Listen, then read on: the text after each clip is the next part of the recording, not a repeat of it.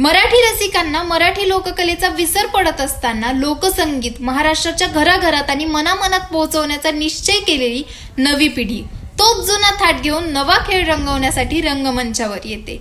लोककलेला glamour नाही हा गैरसमज तुम्ही दूर केलात. आपली कला इतकी समृद्ध आहे की ऐकायला गेलं तर डोळ्याचं पाणी थांबत नाही, पायाचा ठेका थांबत नाही, याची जाणीव द फोक आख्यानने महाराष्ट्राला करून दिली.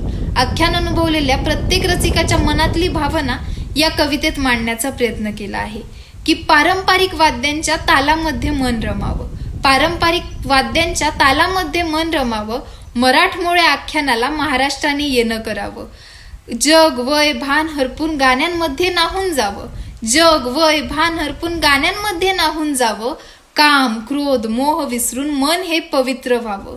लोककलेच्या या सोहळ्याला पुन्हा एकदा येणं व्हावं, लोककलेच्या या सोहळ्याला पुन्हा एकदा येणं व्हावं. पालखी नाही तिरडी आहे, कळल्यावर डोळ्यांमध्ये पाणी यावं. तुमच्या पायांवरती डोकं ठेवून अश्रूंनी तुमचे पाय धुवावे, तुमच्या पायांवरती डोकं ठेवून अश्रूंनी तुमचे पाय धुवावे. तुमची सेवा करतानाच आम्हा पामरांना मरण यावे. पण इतक्या इच्छा पूर्ण करण्याइतकं देवाचंही मन मोठं नाही, इतक्या इच्छा पूर्ण करण्याइतकं देवाचंही मन मोठं नाही. आणि लोककलेच्या राणी पुढे अनंत क्षितिजही छोटं राही, लोककलेच्या राणी पुढे अनंत क्षितिजही छोटं राही.